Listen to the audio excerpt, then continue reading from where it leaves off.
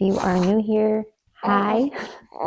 My name is Amy, and I am a wife and a mother now to three little boys, 6 and under. Well, officially 6 and under as of next month. And today I am so excited to share with you the story of our newest little baby boy, Flynn Wilder, sort of the untold story leading up to his birth, and just a little bit more about my pregnancy and the struggles and challenges that I faced, because I'm hoping in sharing my story that I might be able to encourage someone out there that maybe is struggling with some of the same things that I did. You know, sometimes it's not always sickness and illness that we struggle with, but more so the surrender and letting go, letting it unfold in God's timing. And that is something that I really struggled with this time around. So I will get into that. But first and foremost, I want to give you a little bit of background about the pregnancy. Again, a little bit more about me to kind of give you some context. So like I said, this is our third baby boy. This is my third pregnancy. We have been so very blessed to never have to experience the heartbreak of miscarriage. And I've relatively always gotten pregnant pretty easily, usually within a couple months of us trying or not trying. I'm a big believer in not trying. That was the same for this little guy. We kind of decided last summer in July-ish of 2025 that we really did want to go for a third. I don't know if anyone else has struggled with this, but for a long time, we really didn't believe and think we wanted a third, or that we could handle a third. Truthfully, that's what it really is. And this is again why so much of my story is it's all glory to God, because he's the one that shifted my heart, and he's the one that really shifted my mindset, and really, I think, made something that was very scary and could have been very overwhelming and turned out completely differently. He made it a success, and he made it a miracle. And every birth is a miracle, and I've never felt anything more to be true than I did with this experience. So anywho, yes, it was back in July last year that my husband and I really, life was good. Like, we were finally feeling like we were out of that hole, I think, that many of us can find ourselves in when you have two very close in age. Both my older boys are exactly 2 years apart, and that 4 and under, man, those 4 and under years are very, very taxing and challenging. For a while, after my second son was born, I really couldn't imagine myself taking on another. I couldn't imagine how I would thrive or survive if I had another little human depending on me. I didn't feel very confident in where I was as a mother, and how I was even managing and coping with what I had. So I share that because, again, I hope to, in my honesty and in sharing my story, that I can be an encouragement to you, that it is possible for God to shift your heart and for him to do work in your life. And I don't think it's any mistake that at the beginning of last year, I really sought the Lord and desired a deeper relationship with Christ, and started going to church last year with my boys and my family last January. And I was baptized in May. I think it was May, but I was baptized last spring, and I ended up starting a mother's ministry. And so much of my life shifted last year. My perspective, my focus, my heart was really working on surrendering every part of my life to him. And that's where, this little guy came from. He came from that positioning of our heart and my heart, and sharing that with my husband, and the way that he was shifting our marriage and growing us as individuals, as husband and wife. He really just changed our family dynamic. And because of that, it was possible for us to imagine and to dream of the addition of another baby into our family. So with that, we just kind of, again, took the leap. And I'm a big believer in not overthinking it, not over complicating it. Just open yourself up to it. Don't not try and just live life and let God take the wheel. Let Jesus take the wheel. I did have to work a little bit harder than that to like not think about it. But mid-August, late August, I found out I was pregnant, and I definitely felt a little bit of oh my goodness, like, okay, we're really doing this. We were very, very excited. Feel very, very relieved, because I think for anyone, it's been 4 years. My youngest will be 4 in a month. And I think that really just got in my head this time around, being that I was 36 and I'm going to be 37 next month, that I was a bit older than I was with the other two. I was 33, 34 when I had my second son. And you really don't think things are all that different, but things are a little different. You are a little older. Your body's a little bit older, and I really don't like to buy into the whole like aging thing. Just don't like giving into the mindset of like feeling old and being old. And I definitely don't want to be that person as I get older. But that definitely crept in, that little bit of fear of like, am I going to have any complications this time around? Because I have been so blessed to have 2 healthy pregnancies and no issues. I mean, I am hypothyroid, and that did fluctuate, with each pregnancy to a degree. That was actually the biggest change this time around. My thyroid just completely tanked, and I really felt it. So if you've been following along with my channel, you probably remember back in the fall, winter, I really kind of was struggling. Physically, I felt like I was falling apart. I was struggling with back pain and fatigue and irritability, and it was just completely messing with how I felt as a mom. I wasn't showing up the way that I wanted to show up. And that really just welcomed the enemy to bring in more fear into my life of, I can't do this. How am I going to do this? Like, how am I going to homeschool? How am I going to be the mom I want to be? Like, so many thoughts like that. But come the new year, I had a come to Jesus moment. I realized, this is exactly what the enemy wants. This is exactly what I've committed myself to not doing. I have committed myself to giving it to God and to giving it to Him, and to not letting fear overtake me. But that's exactly like what I've been doing. Completely, listen to the doctors and feel like a victim, And so it was literally like right after New Year's, I had my blood work done again. My levels, like, despite increasing my medication and doing everything I could do to eat better nutritionally, I had stopped exercising. I was only walking at this point, which was a huge shift from my daily life. I've worked out almost daily strength training for pretty much a decade, and it is very much just a part of who I am, and a part of like what helps me mentally and emotionally have energy, to kind of counteract the thyroid. I had oh no, oh no,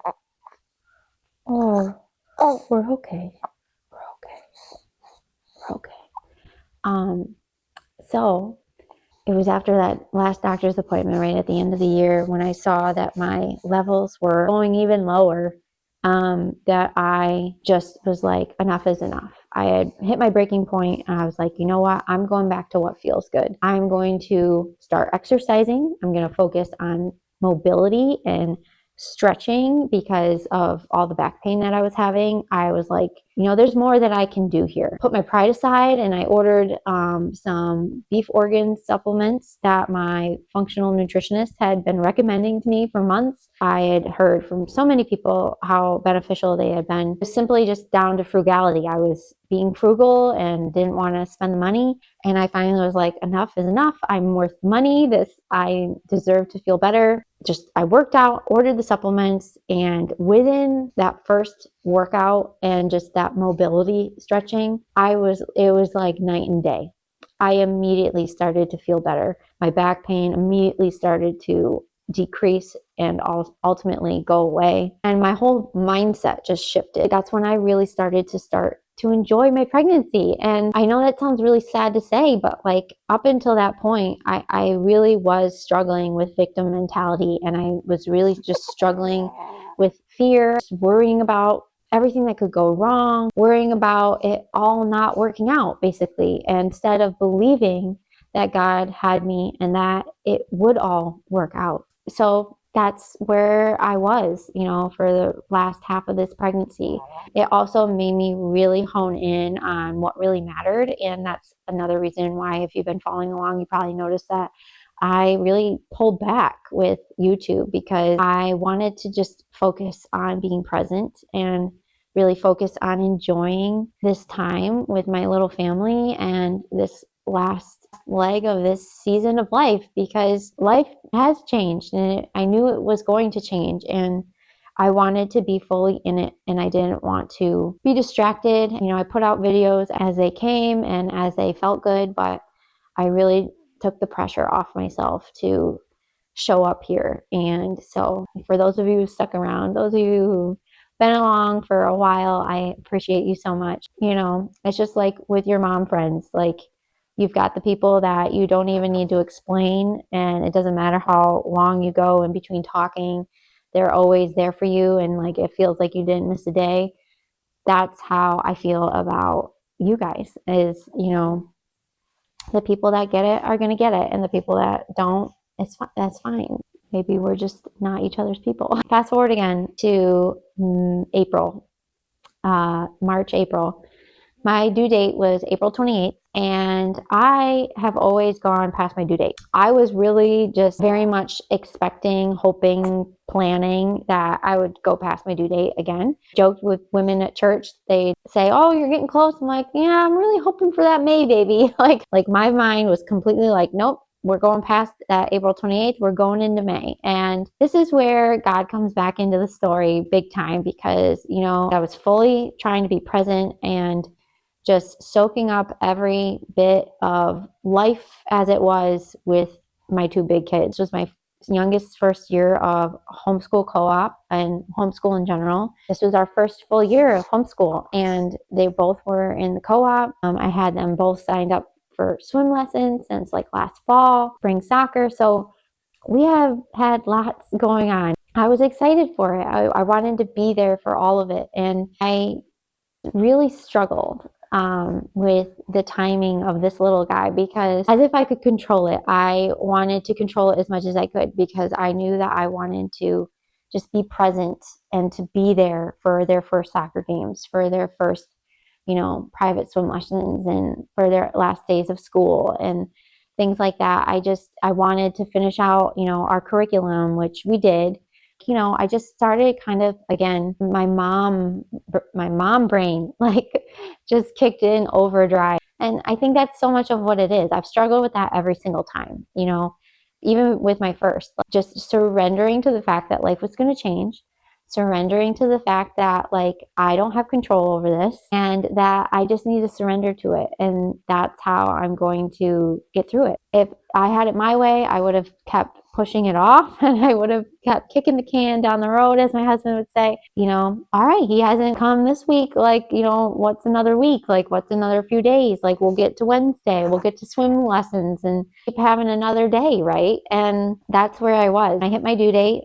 Again, not surprised. The only difference that threw me off with this pregnancy, that was different than my other pregnancies, was that I had Braxton Hicks pretty much from 20 weeks on. And I had them right up until the day I had him. I never really went into early labor, which is what I've done in the past two pregnancies. So with the past two, I kind of went into this early prodromal labor with both of them, where I was having multiple symptoms days and weeks leading up to when I actually had them.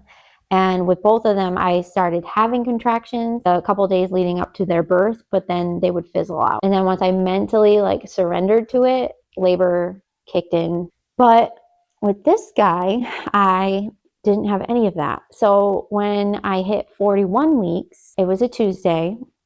I had gone in for a non-stress test and an ultrasound that Monday, so the day before 41 weeks, and he looked absolutely perfect. He passed with flying colors. He looked so happy and content in there, and everything looked great. My fluid looked great. I was telling the ladies then, the nurses then, that, I don't feel anything. Like, I'm having, like, these Braxton Hicks, but I just don't have any signs that he's coming, like I did with the other two. So I'm perfectly content. I'm perfectly happy. And my midwife was perfectly happy with me going to 42, but she said, you hit that 42 mark, I'm going to want you to get more serious about getting this baby out. And I was like, I'm there. Like I don't want to hit 42, but I also wouldn't mind getting through most of this week. Like, let's get to the weekend. Again, here I am planning like when I'm going to give birth. So that Tuesday, was Cinco de Mayo. And in my head, I was like, I really just don't want a Cinco de Mayo baby. I don't want a Cinco de Mayo baby. I just did not. So I made up my mind. I'm not going into labor on this day. It was also the same day as my kids' homeschool co-op. So I went and I dropped them off, and, dead set, I was going to do that, go about day as normal. And the thing is that I felt really weird. And this is like one of the only things that I can ever describe too. Like the one thing that they all had in common is that the day that I had them, always would have this weird feeling. It feels like you just feel vulnerable, kind of. You feel a little unsure. You don't know what to do with yourself. I felt a little nauseous in the morning, and I could not tell you why. I just remember dropping the kids off, and really I had the whole day to myself. I didn't really know what to do. I didn't know if I could or should go home and walk like I had been every single day. I really wanted to go get a pedicure. Didn't know if I should go do that. I just couldn't make up my mind of like anything. So I ended up just going home, and I did end up walking, and I was walking like a mile. I was having tons of Braxton Hicks, and I I remember looking up videos on signs of early labor. As a third-time mom, I'm looking up signs of early labor, what real contractions feel like, because I'm like, maybe I got it wrong. Like maybe I'm not remembering this right. Maybe these are the real thing, and I just don't, they're just mild, and I'm just whatever. Signs of dilation, because I'm like, I really don't think I'm dilated. And I also, side note, I had not been getting checked, because the caveat of this story, I completely bypassed this, but this is such a huge piece, is I ended up testing positive for group B strep. And this completely rocked my world, because I had never tested positive for group B strep with the other two. So I didn't even know, I didn't know anything about it. I didn't know that you could refuse the test. I just blindly, like, sure, whatever, like, yeah, we test for group B, like, not ever expecting that I would actually test positive for it. When I tested positive, it just completely shifted everything, because going into this pregnancy, again, I didn't mention this, I completely intended and wanted a home birth. I've dreamed of a home birth ever since I had my second. Like I said, my first two were natural, and the second birth that I had, I followed the Bradley method. The first birth I did a lot of hypnobirthing, studied a lot of the hypnobirthing methods. So there's so much similarities, and they definitely like complement each other. Breathing techniques are always going to be your best friend, and that really showed up true for me in this birth. But I love the Bradley method, and I really didn't want to have to go into the hospital again. I did not enjoy my experience. I didn't want an IV. I didn't want to be touched, basically. I didn't want to have any interventions whatsoever. And unfortunately, I got in with a midwife. She was available. It was like all the stars were aligning up until payment. And I realized insurance is not going to cover a dime of this. And it was estimated to be about 10 grand out of pocket. And we just could not make that work in this season of life. We have been undergoing a bathroom renovation, had to redo our deck this winter, things that just needed to be done. And with all of that already being out of pocket, I couldn't ask that of my husband, and it wasn't really realistic. And that was very heartbreaking for me, and it was really hard for me. That was another thing that I had to wrestle with God about, because I was like, why would you make me think this is going to work and then take it away? Why am I going back to the hospital when you know my story and you know why I don't want to go back? So much of that I've realized is just me having to heal my own wounds, coming from healthcare, being a nurse myself, and the group B strep was a part of that. I firmly feel that in my heart. It was like God was asking me, are you going to trust me, or are you going to trust what they say? Are you going to trust what the world tells you to do?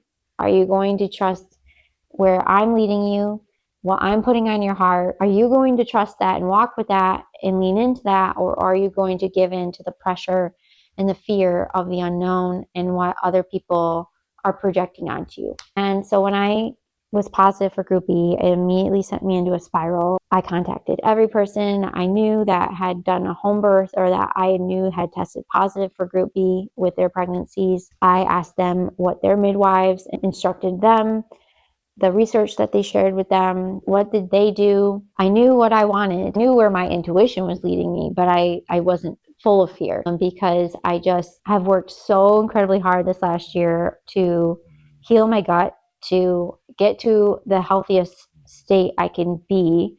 Spent so much money on just restoring my gut health balance, and I could not fathom the idea of taking all of that away in the last hour of this pregnancy. Again, God, like, why would you put me through all that only to then not give my baby the gift of all the good stuff that I've been building for him and the good immunity? Also, with there not being a full guarantee that I would, one, even get it in time or that it would even work, right? I listened to so many podcasts, and I talked to so many friends and confidants that I trusted, and I really respect their point of view, that have similar points of view and beliefs as I do. And I just could not, in my heart, it did not feel right to me that I would get these antibiotics. But at the same time, I was doubting myself. I was doubting God. I was doubting what he was putting within me. Whenever I truly sat with it, I felt so at peace. Like, I trusted him. I really did. I trusted that this was not the right decision for me and for my baby, and that he was going to have us. But did I trust myself to advocate that, to communicate that, to stand by it in the face of other healthcare workers standing over me and persecuting me, basically? That's where I was full of fear, and that's where I was really struggling, because I knew. I had one of my good friends, she was a labor and delivery nurse, she's a nurse herself. She reminded me that, Amy, you are going, just because they ask the questions and just because they're the ones, wearing the name tag, asking you for your consent, doesn't mean that they would choose that for themselves. And I really needed that shift. I needed to put myself back in that mindset of, I didn't believe in everything that I did as a nurse. There was policies that I just had to follow in order to have a job, and that hospitals put in place. And that was one of the big reasons that I am not working as a bedside nurse anymore, because I don't believe in that way of living. I don't believe in all of the protocols and policies that are in place. And I have learned so much since then. I have studied and lived so differently since I left the hospital, that I had to remember that just because they need to hear me say no, not give consent, and they need to document that, doesn't mean that those people they need the job, they need the income, doesn't necessarily mean if it was them on the table that they would make that decision. And I did find that compassion from the midwife that delivered me and the nurses that I worked with. Still was so much of that within my labor and experience in the hospital, just putting the fear of God in you, that, if you don't get these antibiotics, you are putting your baby at risk. And that's where I just had to continue to trust in him. And I went into this, if my water breaks and I have not had this baby within, 14, 16 hours of my water breaking, or, there's some extreme thing that happens, I am not going to say no to antibiotics. I'm not going to put him in that kind of risk.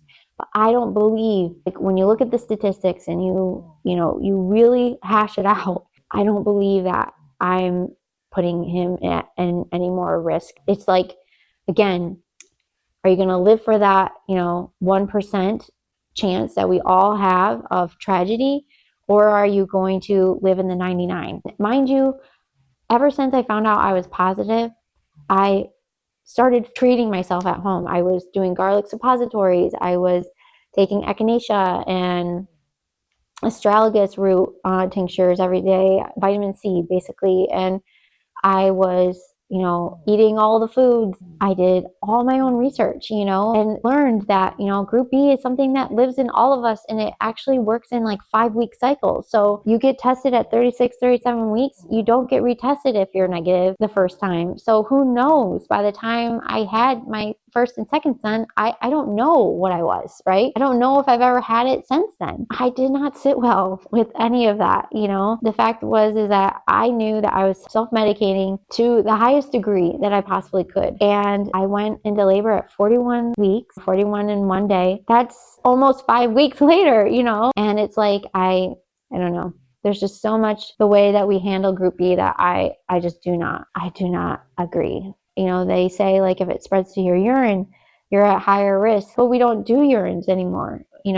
They didn't do one urine on me. It's only the swab. And it's like, okay, so if we're that worried about it, why are we not testing women earlier on in pregnancy to really categorize their risk factors for it? And anyway, I could go on a whole tangent about it, but I share that piece of my story because it was ultimately such a big part of my birth story. Because this pregnancy, it was just like fear after fear after fear. God had me face them all. And it's just so amazing the way that he showed up for me and the way that this little guy was born. So when I hit 41 weeks that day, I did end up going to get a pedicure and I walked on the treadmill and I felt so good. I really did. By the end of the day, I just remember feeling like, wow, okay, I'm not in early labor. Like I didn't send myself in early labor. Like I felt confident, like it's not going to happen tonight. And that just gave me such peace of mind because like I said, I didn't want that Cinco de Mayo baby. I just felt like, all right, let me settle into this. And like, tomorrow after the boys go to swim lessons, maybe I'll send them to my parents then. And like the rest of this week can just be about going into labor. That's where my head was at that evening. And I don't know why I did this, but I was like, maybe he hasn't come at this point because of positioning. He'd been head down. I knew he was head down, but I could feel so much of him like on my left side, like so much of his limbs. So I just wondered if maybe he just needed to like turn some more. And that's why like I hadn't had any like early labor contractions or anything. Maybe he just wasn't engaging my cervix enough. I don't know. So I started to do the mile circuit. I had been telling myself, don't do this, Amy. I think in my heart, I knew that if I had started doing some of these things, that labor would kick in. But I think, again, God, Flynn, we're waiting on me to kind of give the go ahead. The other side story is that I had been taking baths leading up to this, apple cider vinegar baths. During my baths, I would listen to my Christian hypnobirthing meditations, and I listened to one called something about putting you into labor. And one of the last lines in it is that I'm ready to meet my baby. I remember saying that in my head and like, oh gosh, did I just do something? And then I did the mile circuit and I only did the inversion. I remember thinking I shouldn't be doing this. And so I got back in my chair and I just tried to relax. So fast forward that night, it was 11:45, 11:50. I remember opening my eyes because I thinking about turning over or I had to pee or something. And all of a sudden I get these two really sharp pains in my lower pelvis and a gush of fluid. And I was like, oh no. I think my water just broke. And thank goodness I was wearing light colored shorts and I saw it was pretty well wet, but it was clear. So immediately adrenaline kicks in because this is exactly what I didn't want to happen. Knowing that I was group B positive, I wanted my waters to stay intact for as long as humanly possible. And that's how I envisioned my birth going, was I would go into labor and then my water would break at the very end. That barrier would be in place that whole time to protect him. Well, that's not what happened. And immediately my adrenaline kicks in and I'm going back to my mindset of praying to God, giving it to him, trying to relax and stay calm. All I kept praying for was a calm, peaceful, healthy labor. And I've never prayed more over a pregnancy than I did this pregnancy. Every single day of this pregnancy, I was praying over myself and praying over him and that God would just watch over him and keep him safe. I just felt that so much throughout this labor. And I tried to go lay back down. Thank gosh, my husband didn't wake up and he was just used to me getting up, I think, at this point. I tried to lay down, but I could not. I was shaking and I was just full of adrenaline is the best way I can describe it. So I decided to get back up, started that mile circuit. I might as well finish it. So I went back out to the living room and I did the side lying and rested my eyes. And I think I listened to my Christian hypnobirthing at this point, but no contractions were coming. Very, very sporadically. They were still very Braxton Hicksy. And then I got on my ball and I did like figure 8. Again, I was just so thrown off because I'm like, okay, so my water's definitely been broken. I'm gushing here and there, but like nothing's happening. So a little bit in my head, because I'm like, part of me, I don't want this to kick in, because the last thing I want to do is wake up my kids and like haul them out of bed and call my parents and wake them up. I wanted a calm, peaceful birth, and there's nothing peaceful about that. So I was like, all right, let me just try and go back to bed, and like I'll get to 6 a.m. Then I can wake up my husband, and then the kids will wake up as normal, and then we can get them out of here and deal with this in the morning, right? I just kept telling myself, even if I was at the hospital, which I didn't want, I wouldn't want anything to happen. I want to give my body a chance to like do this thing, So I went back to bed. And I do believe I dozed off for maybe an hour. And throughout that hour, I had 2 strong contractions. And the second time, I remember thinking, okay, I should probably get up. I should probably tell Nate what's going on, because if I have more contractions like that, then this is going to happen sooner than later. So I got up and I told my husband, like, listen, I think my water's broken, but it's not fully broken. I haven't really had contractions yet. I'm just going to go shower. You can do whatever you want. You can sleep longer. You can get up, make coffee, whatever will make you feel good. I just want you to know what's going on. And so he's like, okay. So he gets up and he starts packing and he makes coffee, and he was super calm. He didn't bother me. He just kept checking in on me. And I took my shower. I got dressed, got back in bed, and I just listened to my meditation. And my contractions were so sporadic. They were so inconsistent. I was just like, just enjoy this, Amy. Just enjoy this time, and just doing my best to just relax, to focus on my breathing and to surrender to this labor. So 6 o'clock, 6:30 comes around. I had texted my parents, hoping that like by the time they woke up, they'd see the text like, hey, my water's broken. We'll probably be calling on you in the next few hours. I hadn't heard from them. So around 7, I think my husband calls my dad to let him know, hey, like, can you come get the kids? Amy's water's broken. Like, we're going to probably be heading to the hospital in the next hour or 2. So they come and get the kids. And I think all said and done, they were gone by like 7:45, 8 o'clock. And at that point, I felt a huge weight lifted off of my shoulders. And I cried and I sobbed, because it's always so heartbreaking. Like when your kids leave you and you just,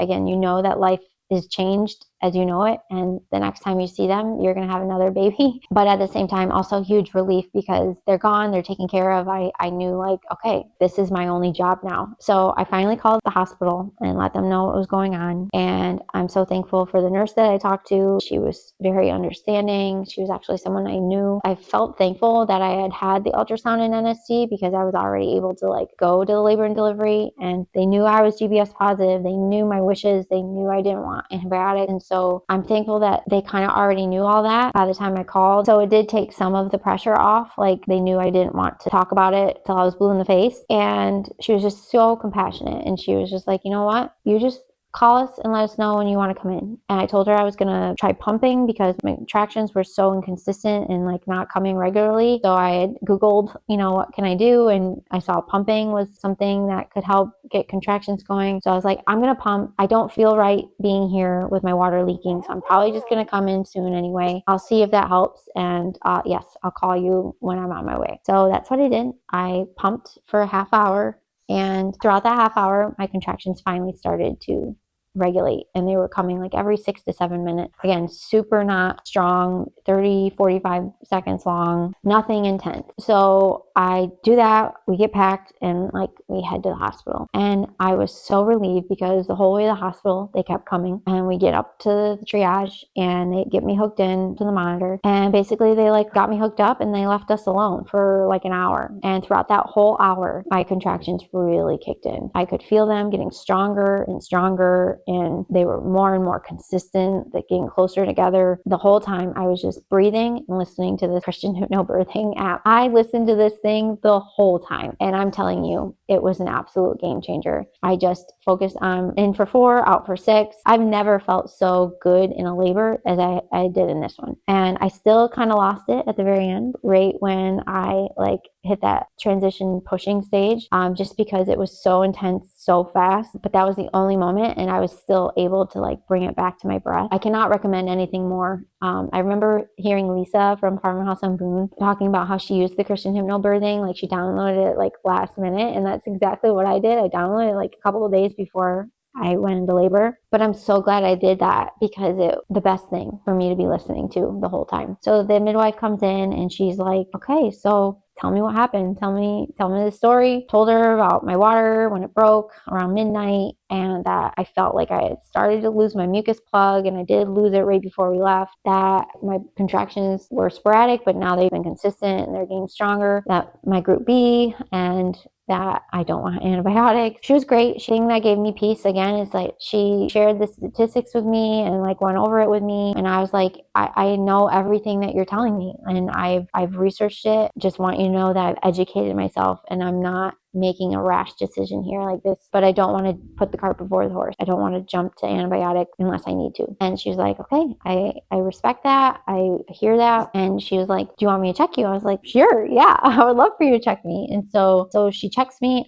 She says, you're 6.5 centimeters and you're like 80% of face. And I'm like, what? The last time I came in here for labor with my second, and I was having like really strong contractions, I was only a 4. And I just was like blown away, because like I said, up until this point, it was so manageable. And I was talking to her this whole time, probably for about 45 minutes. We were talking and I'm still having contractions. And so I told her that, and she's like, oh, see, I just don't, if you're talking to me and they're able to distract you, you don't seem like you're in active labor yet. I'm like, 6.5 centimeters, we're not in active labor. Like I beg to differ. And this was something that I had talked to my midwife about intensely, because I told her, like, with doing the Bradley method, that was something I felt with the last time, was people just misjudged me so much, because I look like I'm relaxed and sleeping, or I'm just very inward. So when I go and tell them that I feel like I'm pushing, or I feel like I need to push, they just don't read me well, and they don't believe me. And so anyway, I was like, listen, like, they're intense. They've intensified over the last hour. Give me another hour and we'll reevaluate. Because she was talking about Pitocin, and once I hit that noon mark, 12 hours, and increase of infection rises, like, just give me another hour of this kind of contraction. So they get me admitted. I get set up with my pillows and in my Bradley position. They get me an IV, because again, we're super worried, because I'm older and risk of postpartum hemorrhage goes up. And this is like the one thing I caved on. And I am glad ultimately that I had it, because they did end up having to give me Pitocin, because I was bleeding a bit more than they were comfortable with once my placenta came out. And ultimately, I'm thankful for that. And again, if I had decided to get antibiotics, I would need the IV. So I did cave on the IV, and luckily that went smoothly. She did a great job, and I barely felt it. And then I just did my thing. I had my my husband's like earphones in, listening to my Christian hypnobirthing, and I was just breathing through these contractions. And when 12:30 came around, I said to my husband, I was like, I don't think it's going to be very long.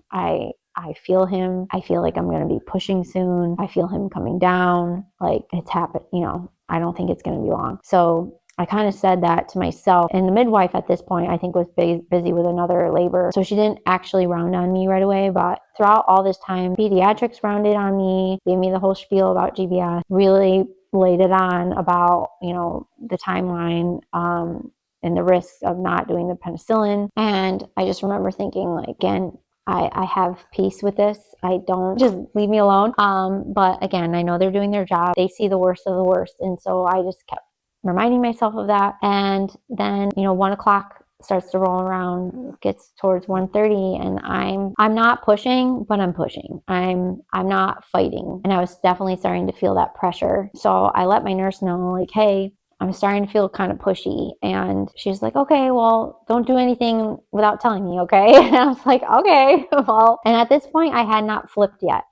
With the Bradley method, you're supposed to flip from side to side like every 1 to 2 hours, but I couldn't remember for the life of me if it was 1 or 2 hours. So I remember feeling like, okay, I really should probably flip. I should flip to keep this going. And, you know, at that point, when you're laboring and you're contracting all stuffed up with pillows, the last thing you want to do is flip over. And then they have to reset their monitors and all the things. Well, finally I did. I think it was around 1:30 that I finally flipped over, and it kind of stalled out my contractions for, I think, 5 to 10 minutes. So I was kind of thrown off with that because, like I said, I was feeling very like pushy, and I knew he was like getting close. And again, my mind's on that clock, you know, like I'm getting closer and closer. I didn't want to get to 4 p.m. That was like my cutoff. I didn't want to get to the 4 p.m. mark. If I was getting anywhere close to that, I said I was going to be open to the antibiotic, because the thing in my mind was 16 hours. You know, 16 hours of your water being broken and higher is when the baby's the most at risk of GBS transferring or spreading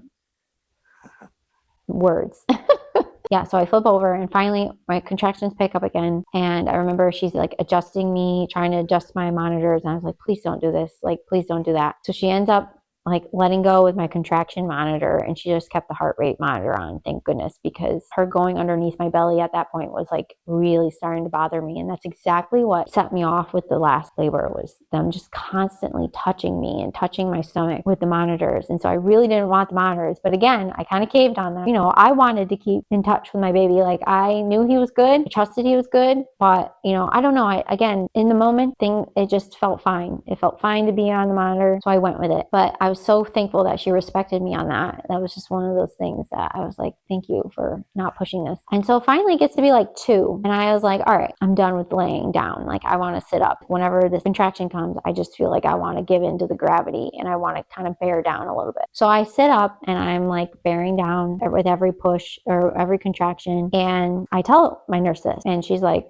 okay, but my gown was like covering me up. The midwife was in another labor. I just remember feeling like, again, this is one of those moments where I feel like kind of I don't know, advocated for. Like, I just felt like nobody believes me, like that this is happening. Finally, I think my midwife walks in around 2:25. She walks in, she sees me, and I'm like sitting up. I guess I look calm because my eyes are closed, I'm breathing, and I am starting to like, I remember I moaned a little bit, you know, because it was getting more and more intense whenever I was pushing, but I was really trying to focus on that down breathing that they call it. I forget, there's up breathing and down breathing, where you're breathing your baby out and not really trying to make a lot of noise, because I know like that just wastes a lot of energy, and trying to put that more into my breath and just like bearing down. So my midwife walks in and she sits down in the chair and gets on her phone. And I remember looking at my husband like, what's she doing? Like, why is she sitting? Why is she on her phone? Like, I just remember being floored. Like, oh my gosh, am I seeing this? Like, just really happening? She looked like so bored. It was the only time I was like really like not happy, was when I saw her do that. And I was like, am I close? Like, I'm pushing. Finally, my nurse lifts my gown. She's like, yeah, I see separation. Like, I see you're separating, you know, like something's happening. I can't see the head, but I do see separation. And so she's like, do you want me to check you again? And it's like, yeah, like I feel like I need to know where I'm at. So she's like, okay. So she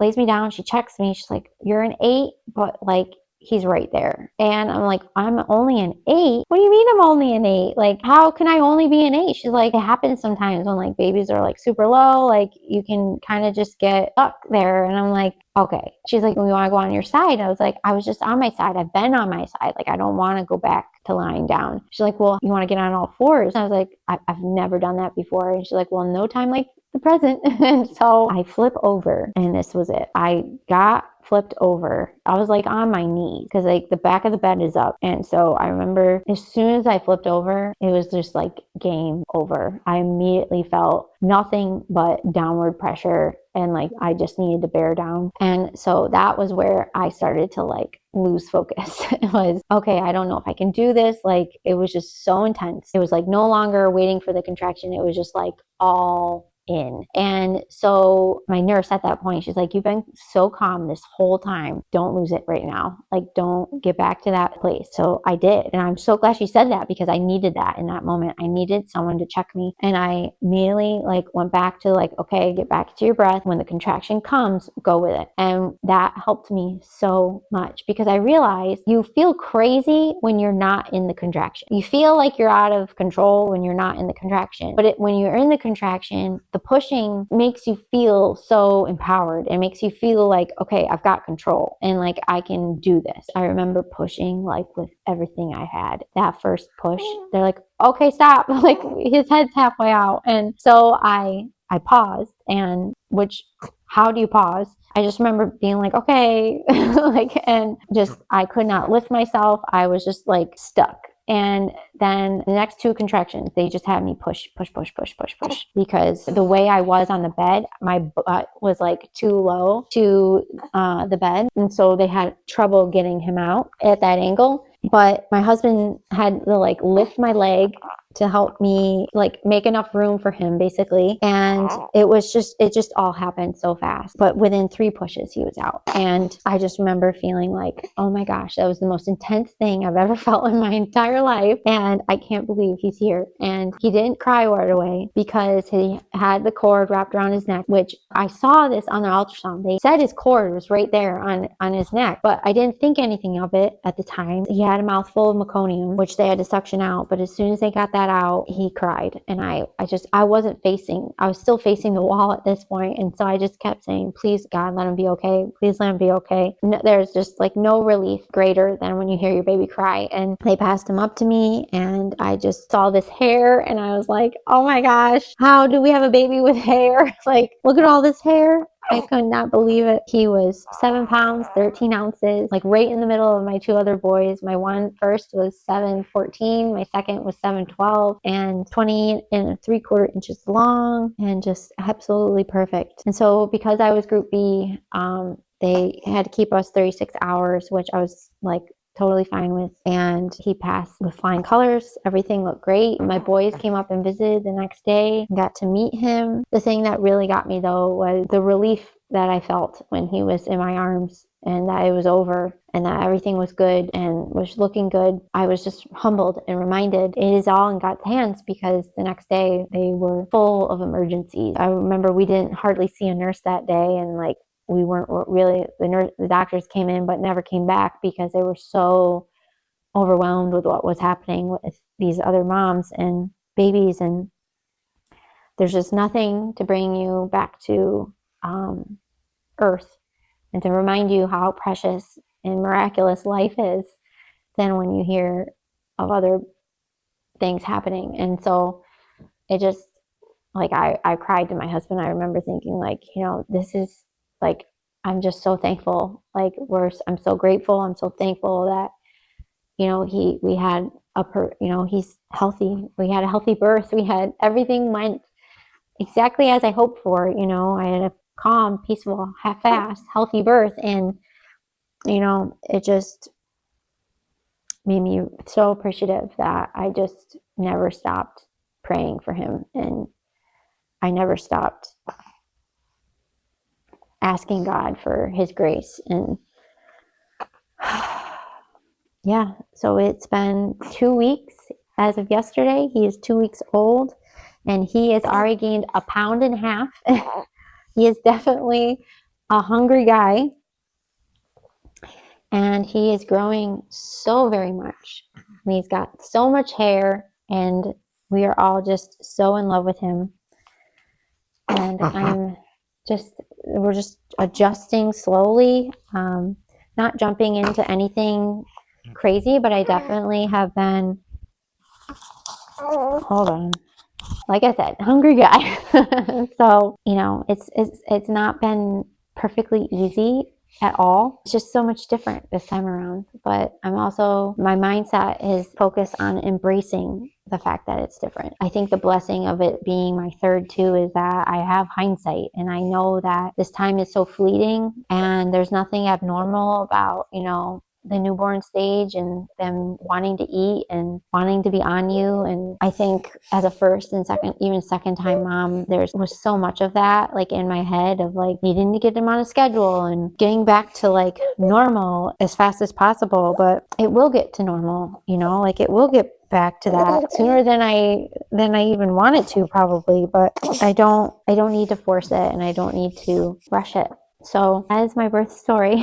Very long winded birth story, but I hope in sharing like the lead up and about my pregnancy and before can help encourage you if you are also pregnant, or if you know of anyone that's pregnant, or if you maybe are going through similar things. This can encourage you to remember to keep God at the center of all of it, and that with Him all things are possible. Thank you so much for joining me and listening to my story. If you are new, I would love to have you hit that subscribe button and join me for more content on motherhood, homemaking, homeschooling, and just living a life with intention, and focus on paying attention to where God is leading you and where God has already placed you. So with that said, I'll see you in my next one.